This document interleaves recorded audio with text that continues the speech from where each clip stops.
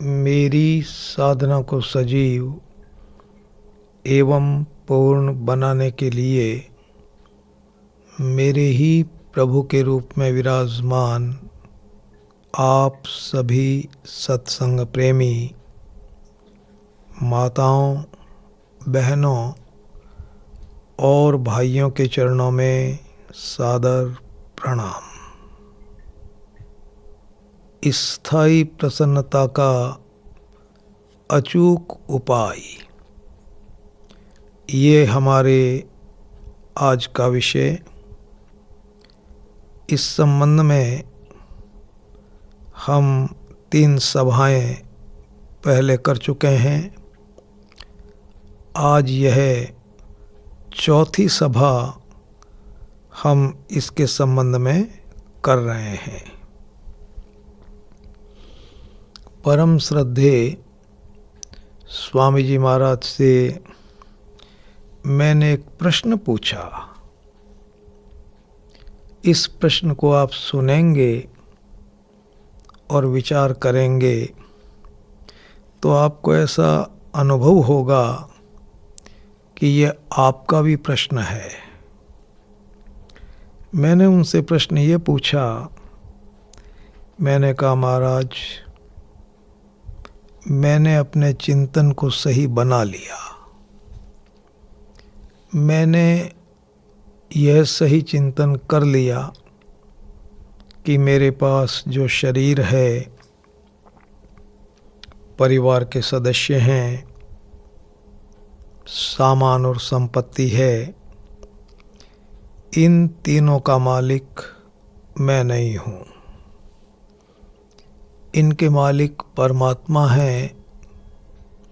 तीनों चीज़ें उनकी है, मेरी नहीं है। यह चिंतन मैंने बना लिया, जीवन में सत्संग हो गया। लेकिन महाराज, इस चिंतन के बाद भी ये भय तो मन में हर समय बना रहता है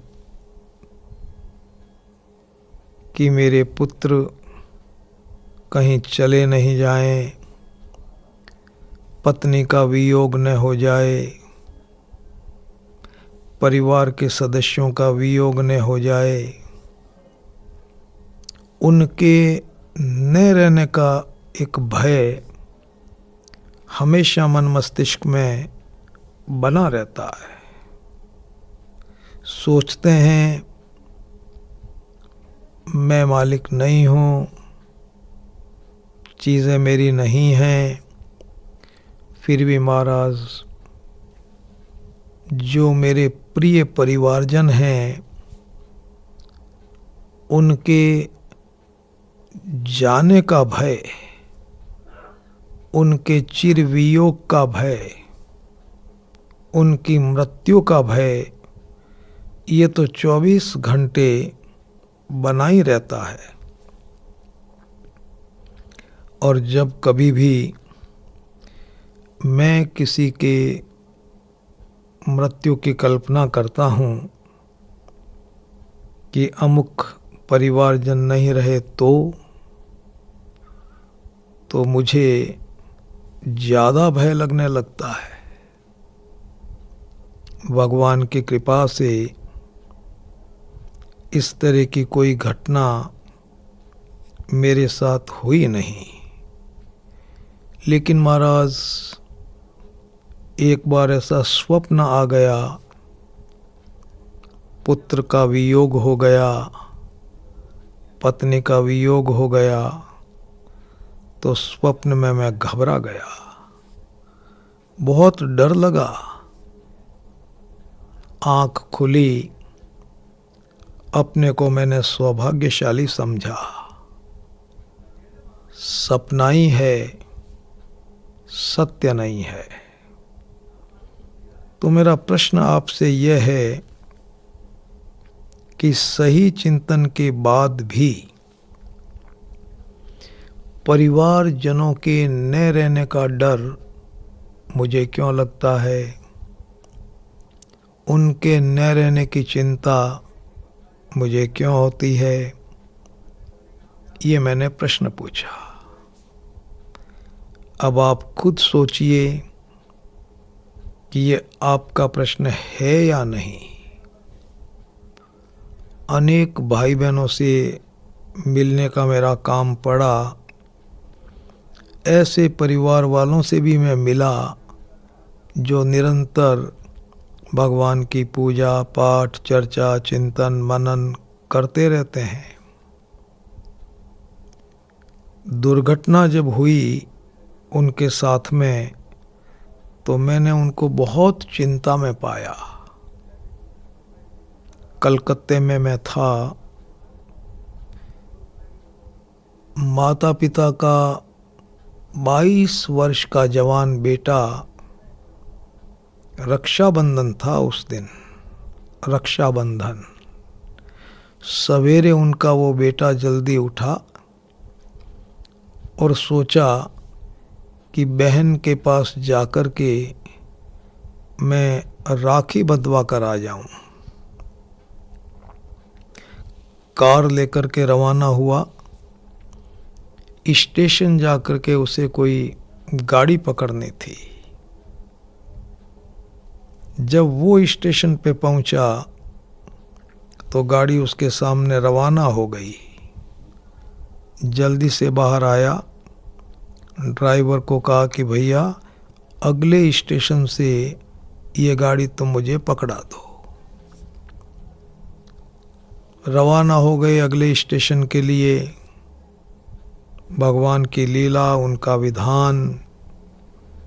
भैया जी गाड़ी दुर्घटनाग्रस्त हो गई और उस लड़के की मृत्यु सड़क पर ही हो गई। उसके ताऊ जी सत्संग में आया करते थे, 3-4 दिन वो आए नहीं। फिर हम लोगों को ये पता चला कि इस तरह की दुर्घटना हो गई। लगभग 7-8 दिन बीत गए तो ताऊ जी आए और उन्होंने मुझसे बताया, परिवार के लोग बहुत दुखी हैं, आप चलें और वहाँ कुछ सत्संग करें ताकि उनकी चिंता हल्की हो। मैं भैया जी गया। परिवार के सारे लोग एक कमरे में बैठे हुए, उनके सबके हाथ में वो कॉपियाँ थी राम नाम लिखने वाली, लिख रहे थे। करे भी क्या। तो भैया जी मैंने कहा कि भाई इस लड़के के जो गुजर गया माता पिता कौन है, वो जरा सामने आकर के बैठे। तो पिताजी तो कहीं दूसरे कमरे में थे कोई विशेष काम से। माँ आई, सामने बैठ गई, चेहरा उनका उदास था। देखो हंसी खेल नहीं है। इकलौते जवान पुत्र की मृत्यु में दुख न होना बहुत अच्छी साधना चाहिए, बहुत अच्छी तैयारी भी चाहिए। माताजी राम राम लिख रही थी। तो मैंने उनसे ये सवाल पूछा। मैंने कहा माताजी आप भगवान का नाम लिख रही हैं, तो मैं सोचता हूँ कि आप भगवान को तो मानती ही हैं। तो उन्होंने कहा कि मैं भगवान को मानती हूँ। बड़ी अच्छी बात। मैंने दूसरा सवाल पूछा कि माताजी बताइए इस दुनिया के मालिक कौन है। उन्होंने कहा भगवान। मैंने कहा आपके पास जो सामान और संपत्ति है उसके मालिक कौन। उन्होंने कहा भगवान। मैंने कहा कि आपके पास जो शरीर है, परिवार के सदस्य हैं, बताइए इनके मालिक कौन हैं। उन्होंने कहा भगवान। तो मैंने बहुत धीरे से उनको कहा कि माता जी, जो पुत्र नहीं रहा, चला गया, उसके मालिक कौन? बस जैसे ही मैंने ये कहा कि उसके मालिक कौन, माता जी को इतना भीषण दुख हुआ, उनके दांत चिपक गए, बेहोश हो गईं, और बैठी थी ना, तो बैठे बैठे ही वो तो लुढ़क गईं। महिलाएं आई, उनको दूसरे कमरे में ले गई। फिर मुझे बताया गया कि साहब इनको तो फिट्स आ गए, बेहोशी आ गई। बाद में उनका जो कुछ भी उपचार करना है वो किया गया। तो मेरे मन में ये सवाल उठा कि देखो, माता जी मानती हैं बिचारी कि मालिक परमात्मा है, तीनों चीजें उनकी है, ये मानती है, फिर भी पुत्र के वियोग का इतना भीषण दुख, 7-8 दिन के बाद भी उनको बेहोशी आ रही है, नाम लेते ही फिट्स आ जाते हैं, घटना को याद करते ही भयंकर दुख होता है। तो भैया जी, मेरे मन में ये सवाल उठा कि आखिर क्या बात है। जीवन में सत्संग तो कर लिया, चिंतन को सही बना लिया, फिर भी परिवारजनों के वियोग का भय क्यों लगता है? देखो, कितना ही अपने को भय लगे, मैं भी परिवार में रहने वाला आदमी हूँ, आप सब परिवार में रहने वाले भाई बहन हैं। और भैया जी, जहाँ इस समय हम रहते हैं ना, आप जानते हैं, उसका नाम मृत्युलोक है। यहाँ जो भी है वो सब मरने वाले ही मरने वाले रहते हैं। प्रतिपल मौत की तरफ ही जा रहे हैं हम। सारी वस्तुएं, सारे व्यक्ति, प्राणी मात्र मृत्यु की तरफ जा रहा है। बात बहुत कटु है, लेकिन सत्य है। और वो सत्य क्या है कि परिवार में से कोई भी व्यक्ति कभी भी हमसे अलग होकर के परमात्मा के घर जा सकता है। डरने से काम नहीं चलेगा, साधना करनी चाहिए। स्वामी जी से मैंने पूछा कि मैं मालिक नहीं हूँ, तीनों चीज़ें मेरी नहीं हैं। ये बात अच्छी तरह से समझ में आ गई, चिंतन को भी सही बना लिया, लेकिन फिर भी वियोग का भय क्यों रहता है? उन्होंने बड़ा एक जोरदार रहस्य बताया। उत्तर में उन्होंने कहा कि भैया, इन परिवारजनों के बारे में, इन तीनों चीज़ों के बारे में तुम्हें एक और सही चिंतन बनाना होगा। और वो सही चिंतन क्या? सही चिंतन ये कि शरीर, परिवारजन और संपत्ति, ये तीन चीज़ें जो मेरे पास में हैं, इनके रहने से मुझे कोई लाभ नहीं होता, और इनके न रहने से मुझे कोई नुकसान नहीं होता।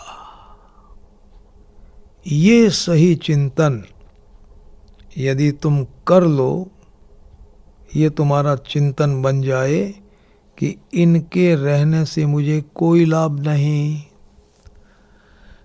इनके न रहने से अथवा इनके चले जाने से मुझे कोई नुकसान नहीं होता, तो तुम्हारे में ये ताकत आ जाएगी कि इनके वियोग का तुम्हें लेश मात्र भी दुख नहीं होगा, तुम्हें चिंता नहीं होगी। भैया जी, अभी आपके मन में एक गलत बात है, मस्तिष्क में एक गलत बात है बैठी हुई, और वो गलत बात क्या है कि आप ऐसा सोचते हैं कि इन तीनों चीज़ों के रहने से मुझे बहुत लाभ होता है, बहुत लाभ होता है, इनके बने रहने से मुझे बहुत लाभ होता है, और इनके न रहने से मुझे बहुत नुकसान होगा, बहुत नुकसान होगा, बहुत नुकसान होगा। ये जो आपका चिंतन है ना, ये एकदम गलत चिंतन है। याद रखना, जब तक ये गलत चिंतन रहेगा ना, तब तक भैया जी इनके वियोग का भय कभी नहीं मिटेगा, कभी नहीं मिटेगा, कभी नहीं मिटेगा। और इनमें से किसी का वियोग हो गया, भयंकर दुख होगा, जबरदस्त चिंता हो जाएगी, डिप्रेशन हो जाएगा, पागल हो जाएंगे।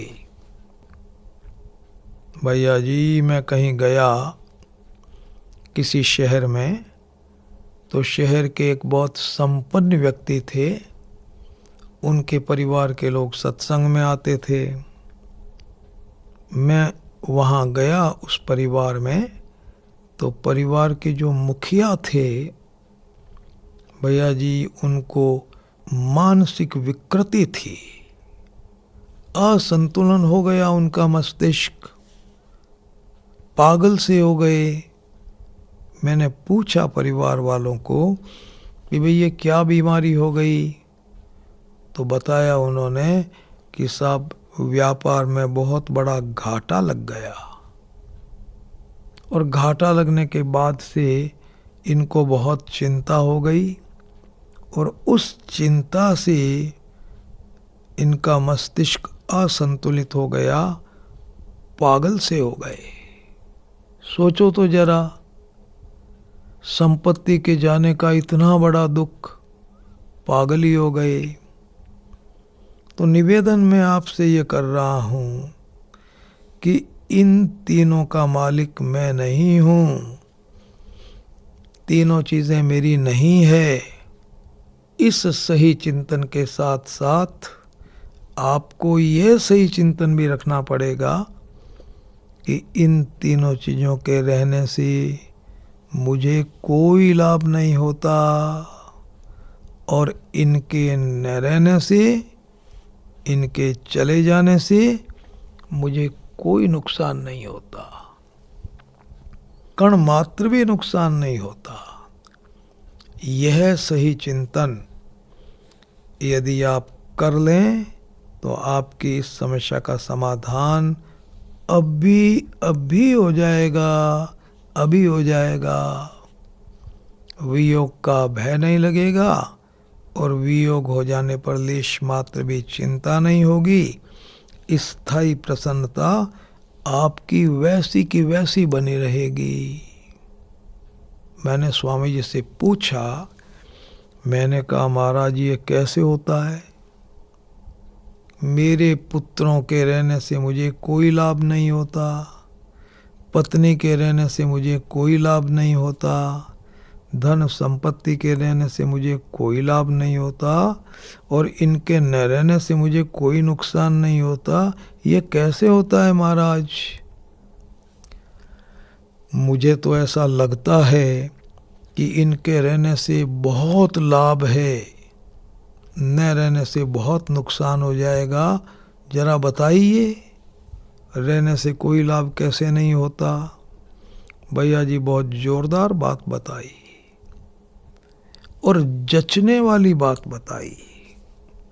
आपका मन इसमें गवाह देगा, आपके रोम रोम में ये बात जचेगी, और जो बात आपके जच जाएगी ना, वो आपके जीवन में आ जाएगी। याद रखना, अब मैं आपसे बता रहा हूँ कि इन तीनों चीज़ों के रहने से मुझे कोई लाभ कैसे नहीं होता।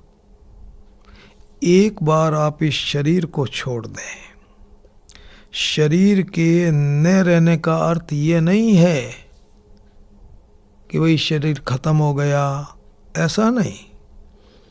शरीर के न रहने का अर्थ यह है कि शरीर एक जैसा नहीं रहता।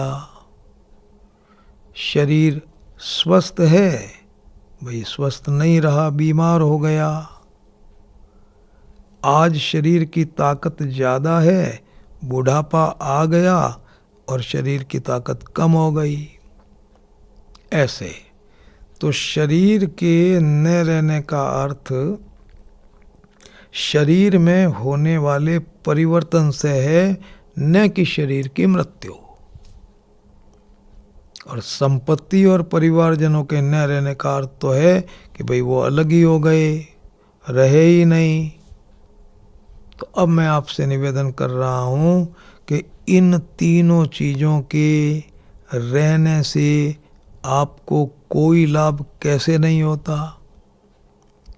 देखो, बहुत अच्छी तरह से सुनना, गंभीरता से सुनना, और सुनने के बाद में इसको अच्छी तरह से समझना, इस पर चिंतन मनन करना, और किसी प्रकार की कोई शंका हो ना तो पूछ लेना भैया जी। और जब तक आपका सही चिंतन बन नहीं जाए, ये बात आपके जीवन में नहीं उतर जाए ना, तब तक मेरे भैया जी सुनते रहना, सुनना बंद नहीं करना, बार बार सुनना, बार बार सोचना, बार बार मनन करना, तब तक करना चाहिए।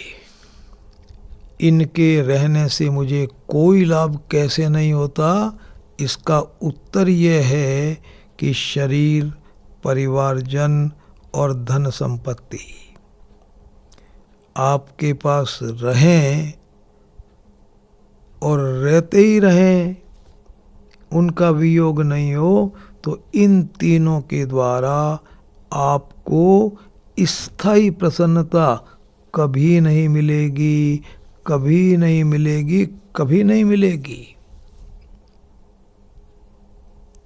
अपना अनुभव देखिए, अनेक वर्षों तक आपके पास में स्वस्थ शरीर रहा, आपका शरीर ठीक रहा, अनेक वर्षों तक रहा, स्वस्थ शरीर रहा और सबल इंद्रियां भी रही। भाई इंद्रियां मजबूत रही, सबल इंद्रियां रही, और आपके पति पत्नी, संतान, माता पिता, भाई बहन, ये परिवार के लोग भी आपके साथ रहे, आपके पास रहे, आपके अनुकूल रहे। बताओ रहे कि नहीं रहे? रहे।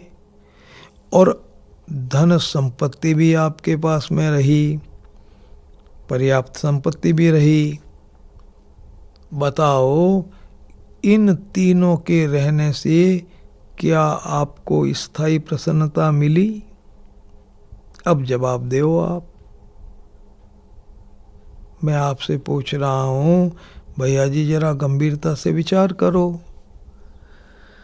ऐसे सोचो कि अनेक वर्षों तक मेरे पास स्वस्थ शरीर रहा, सबल इंद्रियां रही, अनुकूल परिवारजन भी रहे, पर्याप्त संपत्ति भी रही, लेकिन फिर भी मुझे स्थायी प्रसन्नता तो नहीं मिली,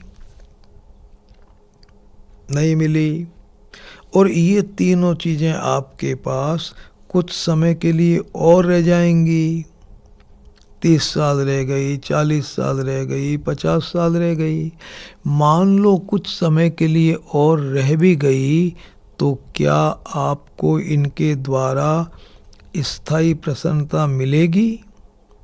इसका उत्तर है कभी नहीं मिलेगी, कभी नहीं मिलेगी, कभी नहीं मिलेगी। अरे मेरे भैया जी, इन तीनों चीज़ों के रहने पर भी क्या आपके जीवन में ये भय नहीं रहता कि इन तीनों चीज़ों में से कोई चीज़ चली नहीं जाए, चली नहीं जाए, चली नहीं जाए। ये भय तो आपके दिल दिमाग में हरदम रहता है। मैं कहना आपसे ये चाहता हूँ कि देखो, इन तीनों चीज़ों के द्वारा तो आपको स्थायी प्रसन्नता कभी नहीं मिलेगी। सारा संसार, भैया जी, सारा संसार आपको मिल जाए तो भी आपको स्थायी प्रसन्नता नहीं मिलेगी। आपको ये भय बना रहेगा कि मेरा संसार कोई मुझसे छीन नहीं ले। स्वामी जी महाराज एक सवाल पूछा करते थे, बड़ा अच्छा सवाल है। मैं आपको पूछ रहा हूँ कि क्या इस दुनिया में ऐसी कोई वस्तु है जो यदि आपको मिल जाए तो उसके बाद आपकी चिंता जड़ मूल से मिट जाएगी और आपको स्थायी प्रसन्नता मिल जाएगी? ऐसी कोई वस्तु है आपके ध्यान में? वस्तु का मतलब आप समझते हैं, जिसको आप आँख से देख सकें, हाथ से छू सकें, दूसरे को दे सकें, उसको कहते हैं भौतिक वस्तु। सोच करके देखो, इतनी बड़ी दुनिया में क्या कोई ऐसी वस्तु है जो आपको मिल जाए तो मिलते ही चिंता मिट जाएगी और स्थायी प्रसन्नता मिल जाएगी? ऐसी कोई वस्तु है? आप कितना ही सोच लेना और कितने ही वर्षों तक सोच लेना, आपको यही उत्तर देना पड़ेगा कि ऐसी कोई वस्तु है ही नहीं। पहले कभी कभी मेरे ध्यान में आता था और मैं ऐसे सोचता था कि यदि मेरे पास में 50 करोड़ रुपए आ जाएं और बहुत आलीशान मकान बन जाए, मेरा खूब सम्मान हो जाए समाज में, तो फिर मुझे किस बात की चिंता रहेगी? फिर तो चिंता मिट ही जाएगी, स्थायी प्रसन्नता मिल ही जाएगी। ऐसा मैं सोचा करता था। भैया जी, मेरा ये वहम दूर हो गया। देखो, मान लीजिए कि मेरे पास, आपके पास 50 करोड़ रुपए आ गए, मकान भी बहुत बढ़िया मिल गया, सम्मान भी बहुत हो गया, लेकिन उसके 10 दिन के बाद में शरीर में असाध्य रोग पैदा हो गया। डॉक्टरों ने बता दिया कि भाई अब ये रोग मिटेगा नहीं, इसका कोई इलाज हमारे पास है नहीं और आपका शरीर रहेगा नहीं। बताइए, चिंता हो जाएगी कि नहीं हो जाएगी? क्या स्थायी प्रसन्नता उस समय कायम रह सकती है? आपके पास में 50 करोड़ रुपए भी हैं, मकान भी है बहुत शानदार, आपका सम्मान भी खूब है, लेकिन भैया जी चिंता तो नहीं मिटी, स्थायी प्रसन्नता तो नहीं मिली। दुनिया में ऐसी कोई भी वस्तु नहीं है जिसके मिल जाने पर स्थायी प्रसन्नता मिल जाती है और चिंता मिट जाती है। कोई वस्तु नहीं। अब जरा सोचो कि इस दुनिया में क्या कोई ऐसा व्यक्ति है, कोई भाई, कोई बहन, इस तरह का कोई व्यक्ति है कि जो आपका संबंधी बन जाए तो आपकी चिंता मिट जाएगी, स्थायी प्रसन्नता मिल जाएगी? सोच करके देखो, ऐसा कोई व्यक्ति, ऐसा कोई भाई, ऐसी कोई बहन। बहुत सोचेंगे आप तो आपको यही जवाब देना पड़ेगा कि ऐसा कोई व्यक्ति नहीं है ही नहीं, उच्च कोटि के संत महात्मा। भैया जी, हमको स्थायी प्रसन्नता मिलने की साधना बता सकते हैं, रास्ता बता सकते हैं, लेकिन वो आपको स्थायी प्रसन्नता दे नहीं सकते। और यदि आप उस रास्ते पे चलेंगे तब तो भैया जी आपको स्थायी प्रसन्नता मिल जाएगी। और उनके बताए हुए रास्ते पर आप नहीं चलेंगे तो कैसे मिलेगी बताओ स्थायी प्रसन्नता। एक बार परम श्रद्धे श्री शरणानंद जी महाराज को किसी ने कहा कि महाराज ऐसा है कि आप तो सिद्ध महापुरुष हैं, उच्च कोटि के भक्त हैं, भगवान आपके मित्र हैं, दोस्त हैं, तो महाराज दिन रात आप प्रवचन देते हैं, बाहर घूमते हैं, आंखें आपके है नहीं, तो महाराज ऐसा करो कि आप इन साधक भाई बहनों को ऐसे दोबे भर भर करके स्थायी प्रसन्नता बांट दो, इनको परमात्मा से मिला दो, इनकी चिंता को मिटा दो, तो आपका काम भी पूरा हो जाएगा और महाराज हमारा काम भी पूरा हो जाएगा। ऐसा किसी ने कहा। जवाब क्या दिया? बड़ा जोरदार जवाब दिया, बड़ा जचने वाला जवाब दिया। भैया जी जवाब ये दिया, मुझ में जितनी शक्ति है मेरे परमात्मा में उससे अनंत गुनी ज़्यादा शक्ति है, और मैं तुम्हें स्थायी प्रसन्नता देने के लिए, तुम्हारी चिंता को मिटाने के लिए जितना आकुल व्याकुल हूँ,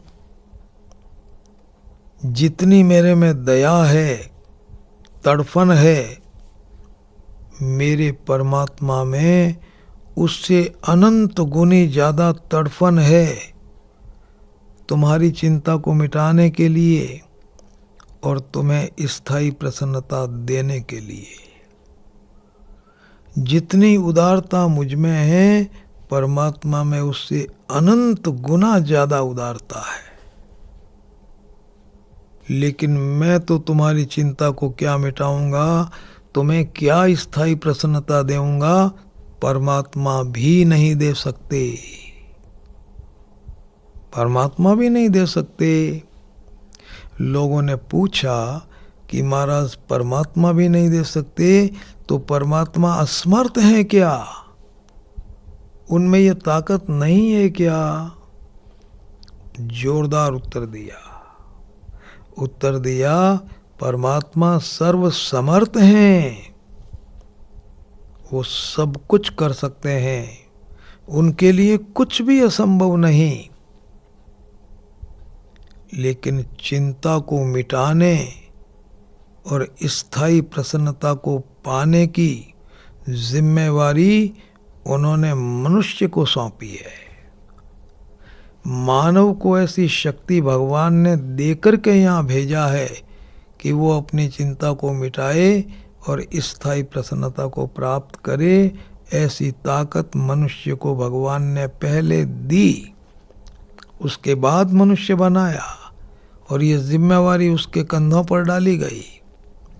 परमात्मा ने ऐसा कानून नहीं बनाया, विधान नहीं बनाया, वो सब कुछ कर सकते हैं लेकिन विधान नहीं बनाया। और फिर ये कहा कि भगवान ने चिंता को मिटाने और स्थायी प्रसन्नता पाने की पूरी शक्ति आपको दी है, आप ये काम कर सकते हैं और तत्काल कर सकते हैं, सत्संग के द्वारा अब भी कर सकते हैं, फिर भी यदि आप परमात्मा की दी हुई शक्तियों का सदुपयोग करके स्थायी प्रसन्नता को प्राप्त नहीं कर पाए स्थायी प्रसन्नता को प्राप्त, तो आप व्याकुल हृदय से परमात्मा को पुकारो, उनसे प्रार्थना करो कि हे परमात्मा, आपकी दी हुई शक्तियों का सदुपयोग करके मैं अपनी चिंता को नहीं मिटा पा रहा हूं प्रभु, आप अपनी कृपा से मेरी चिंता को मिटा दो, मिटा दो, मिटा दो। इस तरह की प्रार्थना आप परमात्मा से करेंगे तो परमात्मा अपनी कृपा शक्ति से आपकी चिंता को मिटा देंगे।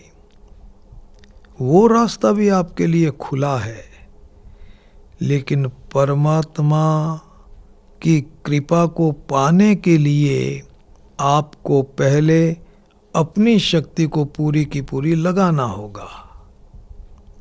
आप जब तक अपनी शक्ति को नहीं लगाएंगे भैया जी, परमात्मा आपकी पुकार को नहीं सुनेंगे।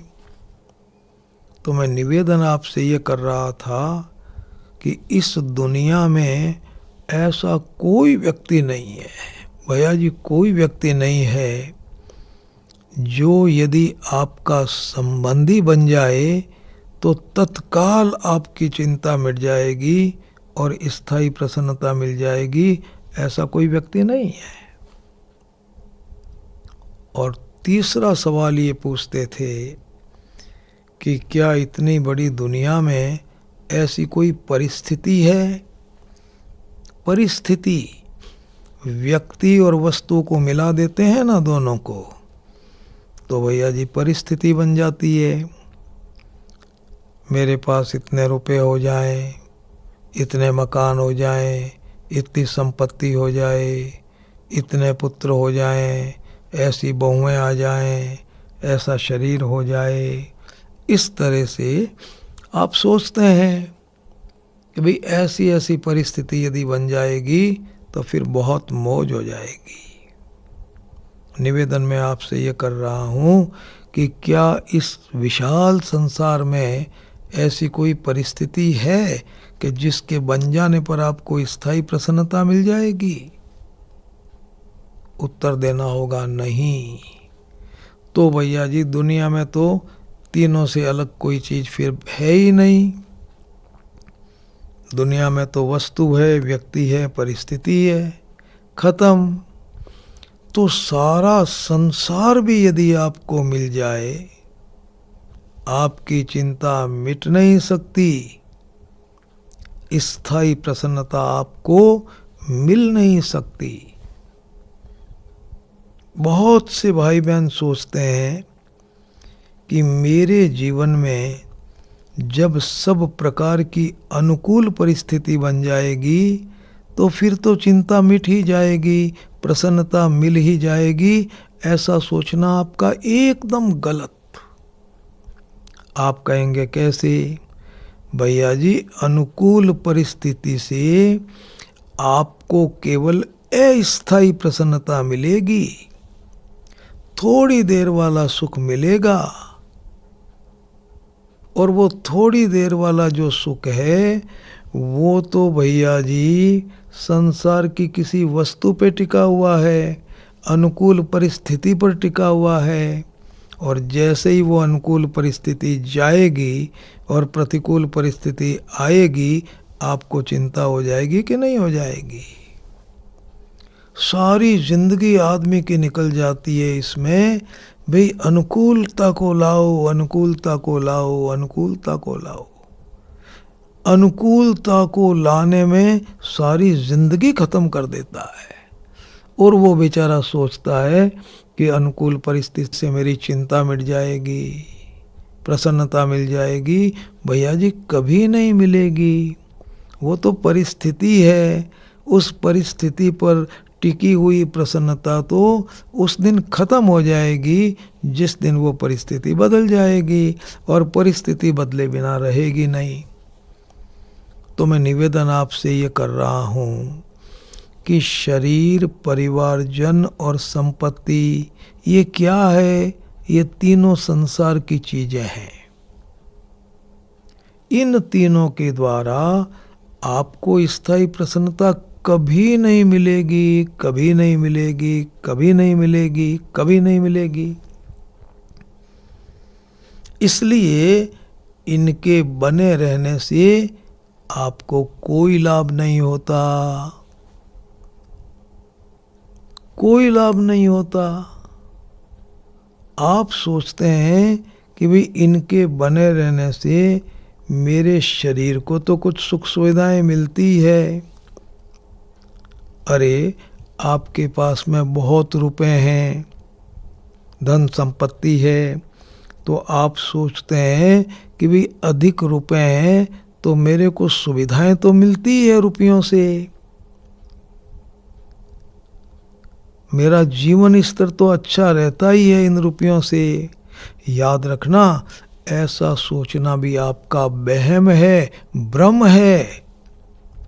आप कहेंगे कैसे? अरे भैया, इस शरीर को जो सुख सुविधाएं मिलती है ना, वो रुपयों से नहीं मिलती, परिवारजनों से नहीं मिलती। इस शरीर को जितनी भी सुख सुविधाएं मिलती है ना, वो मिलती है प्रारब्ध से, भाग्य से। शरीर बाद में बनता है और इसको मिलने वाली सुख सुविधाओं का निश्चय भगवान पहले करते हैं। महाराज, दाने दाने पर लिखा खाने वाले का नाम। दाना पैदा होता है ना, उस समय उस पे नाम लिखा जाता है कि ये दाना किसके लिए है, उसी के मुंह में जाएगा। अब परिवार का कोई आदमी रहे तो भी वो दाना उसके मुंह में आएगा, और सुविधाएं रहे, संपत्ति रहे तो भी आएगा, और कोई भी नहीं रहे तो भी वो दाना उसी के मुंह में आएगा। बताओ, परिवार के रहने से क्या लाभ हो गया? कोई लाभ नहीं हुआ। मैं निवेदन आपसे ये कर रहा हूँ कि आपके शरीर को जो कुछ मिलना है, खाना पीना, सुख सुविधाएं, सब आ गया उसमें शामिल। भैया जी, वो तो प्रारब्ध से मिलता है, और प्रारब्ध पहले तय हो जाता है। उसमें राई घटे न तिल बढ़े। करोड़ों रुपए आपके पास में आ गए, और फिर भी आपके शरीर के लिए कोई भौतिक वस्तु यदि भगवान ने नहीं लिखी है, तो बादाम पड़ी रहेगी, मिठाइयाँ पड़ी रहेगी, सुविधाएं पड़ी रहेगी। आपके शरीर में कोई ऐसा रोग पैदा हो जाएगा कि आप उन सुविधाओं को काम में ही नहीं ले सकेंगे। मैंने एक अरबपति परिवार में एक लड़का देखा भैया जी, 20-22 साल का लड़का, बड़ा सुंदर, लेकिन पागल है वो लड़का। मैं घर गया तो वो एक बोरी पर सोया हुआ था। उसकी दादी जी उस लड़के का बहुत वर्षों तक ध्यान रखती रही। माँ ने तो उसको कभी का छोड़ दिया। अनुपयोगी पागल लड़का, बताइए कौन उसकी देख रेख करे। बेचारी दादी जी भी बुढ़ी हो गई, लड़का पड़ा हुआ था नौकरों के हवाले। देखो, अरबपति परिवार में पैदा हुआ, लेकिन उसके शरीर को उस परिवार की कोई सुख सुविधा नहीं मिलनी भैया जी। लिख दिया भगवान ने नहीं मिलना तो वो नहीं मिली। आप प्रयास करें, कोशिश करें, कर्तव्य का पालन करें, सुख सुविधाओं को जुटाने का इंतजाम करें, लेकिन इस वहम को आप दिमाग से निकाल दें कि परिवार से मुझे कुछ सुख सुविधाएं ज़्यादा मिल जाएगी। वो तो प्रारब्ध से जितने निश्चित है उतनी ही मिलेगी। तो अब बताइए कि शरीर, परिवारजन और संपत्ति के रहने से आपको क्या लाभ हो गया? कोई लाभ नहीं हुआ। स्थायी प्रसन्नता आपको मिल नहीं सकती, और रही बात इस शरीर को मिलने वाली सुविधाओं की, वो पहले से निश्चित है, प्रारब्ध में जितनी है उतनी मिल जाएगी। ये हो गया सही चिंतन। अब आप इस सही चिंतन को अभी बना लें कि भाई इन तीनों चीज़ों के रहने से मुझे कोई लाभ नहीं होता। अब मैं आपको बताऊं कि इनके न रहने से मुझे कोई नुकसान नहीं होता। ये कैसे हो जाता है जी? इनके न रहने से कोई नुकसान नहीं, पत्नी के न रहने से कोई नुकसान नहीं, बेटे के न रहने से कोई नुकसान नहीं, पति के न रहने से कोई नुकसान नहीं, धन संपत्ति के न रहने से कोई नुकसान नहीं, शरीर स्वस्थ न रहे तो कोई नुकसान नहीं। ये कैसे हो जाता है? बहुत अच्छी तरह से समझना। देखो, इनके रहने से आपको स्थायी प्रसन्नता तो मिलती ही नहीं, और इनके न रहने पर भी आपको स्थायी प्रसन्नता मिल सकती है। आप कहेंगे कैसे? स्थायी प्रसन्नता मिलती है सही चिंतन से। अपने चिंतन को आप सही बना लें, स्थायी प्रसन्नता मिल जाएगी। और चिंतन को सही बनाने के लिए परमात्मा ने आपको दो शक्तियां दी है। एक शक्ति का नाम है विवेक और दूसरी शक्ति का नाम है विश्वास। विवेक शक्ति से आप अच्छी तरह से समझ करके अपना ये सही चिंतन बना सकते हैं कि जो कुछ मेरे पास में है उसका मालिक मैं नहीं हूँ। ये सही चिंतन बना सकते हैं। और इसी विवेक से आप ये सही चिंतन बना सकते हैं कि जो कुछ मेरे पास में है उनके न रहने पर भी मुझे स्थायी प्रसन्नता मिल सकती है। अरे भाई, चिंतन तो आप सही बना सकते हैं ना, धन के न रहने पर भी चिंतन तो सही बना सकते हैं। पति पत्नी संतान माता पिता के न रहने पर भी आप ये सही चिंतन तो बना सकते हैं ना कि मालिक मैं नहीं हूँ, मुझे कोई नुकसान नहीं हुआ। ऐसा आप सोच तो सकते हैं ना, समझ करके। विश्वास की शक्ति आपको मिली हुई है। आप ये विश्वास कर सकते हैं कि मालिक परमात्मा है, सबको सब कुछ देने वाले वो हैं, शरीर को जो कुछ मिलना है वो भगवान देते हैं। विश्वास की गहरी चर्चा मैं आपसे बाद में करूँगा। देखो, विवेक शक्ति जो आपको मिली है, ज्ञान शक्ति जो आपको मिली है, वो एक प्रकार की समझ है। उस समझ के द्वारा, उस ज्ञान के द्वारा आप ये सोच सकते हैं शरीर परिवार जन और संपत्ति का मालिक मैं नहीं हूँ। ये सोच सकते हैं आप ये सोच सकते हैं कि दुनिया का कोई भी इंसान मुझे कुछ नहीं दे सकता।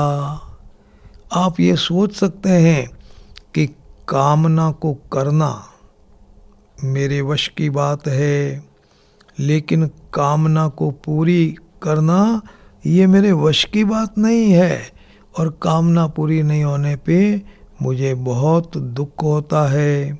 इसलिए मैं अपने जीवन में किसी से कोई कामना नहीं रखूँगा। इसी विवेक के द्वारा आप यहाँ तक पहुँच सकते हैं, मैं शरीर नहीं हूँ, मैं शरीर नहीं हूँ।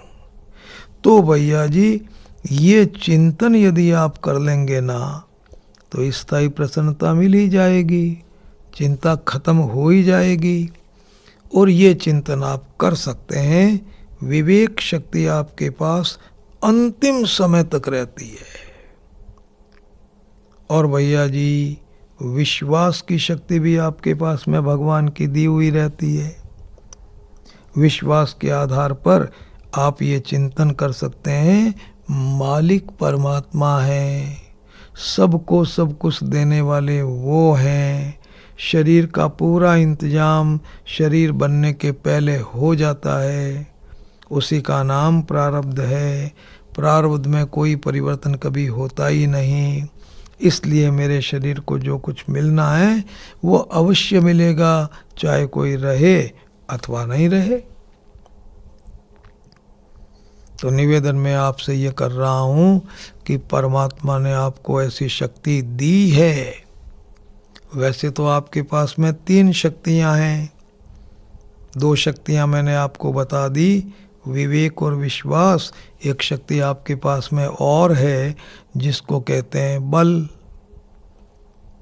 इन तीनों शक्तियों में से यदि एक शक्ति का आप सदुपयोग कर लें तो आपको स्थायी प्रसन्नता मिल जाएगी। बल का सदुपयोग क्या है?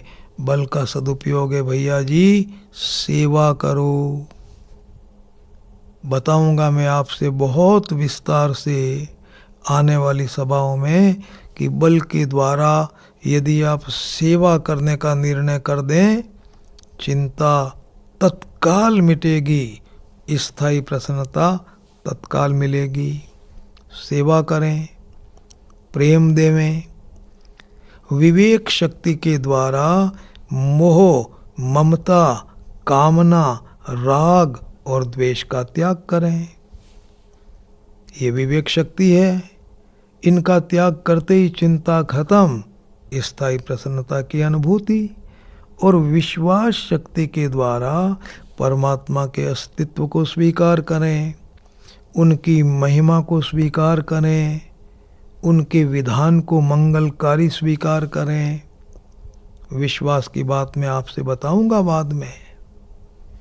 तो निवेदन मैं आपसे ये कर रहा हूँ कि परिवार न भी रहे, स्वस्थ शरीर न भी रहे, पति पत्नी संतान माता पिता भाई बहनों में से कोई न रहे, धन संपत्ति न रहे, तो भी आपके पास में बल, विवेक और विश्वास की तीनों शक्तियां अंतिम श्वास तक यथावत रहेंगी। इनमें कण मात्र की भी कमी नहीं आएगी। और इन शक्तियों में से किसी एक शक्ति का सदुपयोग करते ही भैया जी तुरंत चिंता मिट जाएगी, स्थायी प्रसन्नता आपको मिल जाएगी। इस तरह से आप सोचेंगे ना तो आप में ये ताकत आ जाएगी कि तीनों चीज़ों के रहने से, कौन कौन सी? शरीर, परिवारजन और धन संपत्ति, इन तीनों चीज़ों के रहने से मुझे कोई लाभ नहीं होता। इनके न रहने से मुझे कोई नुकसान नहीं होता। ये बात यदि आपके समझ में आ जाए ना तो आपके जीवन में समता आ जाएगी। एक बार स्वामी जी महाराज ने किसी को पूछा, बेटा नहीं रहा, बहुत दुख हुआ। तो स्वामी जी ने उसको समझाते हुए पूछा कि भैया यदि तुम्हारा बेटा नहीं रहा तो बताओ तुम्हें श्वास आ रहा है कि नहीं? श्वास तो आ रहा है ना। ऐसा तो नहीं है कि बेटा चला गया तो प्राण शक्ति भी चली गई, वो तो तुम्हारे पास में है। और बेटा नहीं है तो बताओ तुम्हें हवा मिल रही है कि नहीं? बेटा नहीं है तो तुम्हें जल मिल रहा है कि नहीं? तो शरीर की जो 3 अत्यंत आवश्यक वस्तुएं हैं वो बेटा थोड़े ही दे रहा था मेरे भैया। क्यों तुम चिंता कर रहे हो बेटे के न रहने पर? ये जो 3 चीज़ें हैं ना भैया जी, वो तो भगवान देते हैं। बेटा था तो भी दे रहे थे और अब नहीं है तो भी दे रहे हैं। बताओ बेटे के रहने न रहने का क्या प्रभाव पड़ गया? और बेटा नहीं रहा तो भी आपके शरीर को भोजन, सुविधाएं, कपड़ा सब कुछ मिलेगा। और वो कौन देगा? वो तो आपके प्रारब्ध से पहले निश्चित हो गया। परमात्मा की तरफ से वो चीज़ें आएंगी। अब बेटा माध्यम बन रहा था कोई समय में, अब कोई दूसरे माध्यम बन जाएंगे। आपके शरीर को जो कुछ मिलना है, संत ने बताया कि वो तो मिल जाएगा। तुम क्यों इस बात की चिंता करते हो कि बेटा नहीं रहा तो अब शरीर को कौन संभालेगा? शरीर को तो जो कुछ मिलना है वो मिलेगा, और उतना ही मिलेगा जितना तुम्हारे प्रारब्ध में है। बेटे के न रहने से कम मिल जाएगा ऐसी बात नहीं है, और बेटा रहता तो ज़्यादा मिल जाता ऐसी बात भी नहीं है। तो भैया जी, किसी भी वस्तु के न रहने से कोई नुकसान नहीं होता, परिवारजनों के न रहने से कोई नुकसान नहीं होता, शरीर में परिवर्तन से कोई नुकसान नहीं होता। स्थायी प्रसन्नता की ताकत आपके पास में यथावत बनी रहती है, वैसी की वैसी बनी रहती है। और रही बात इस शरीर को मिलने वाली सुविधाएं, भैया जी वो भी यथावत आपको मिलेंगी, वैसी की वैसी मिलेंगी, उतने की उतनी मिलेगी, कण मात्र भी उसमें कोई कमी नहीं रहेगी।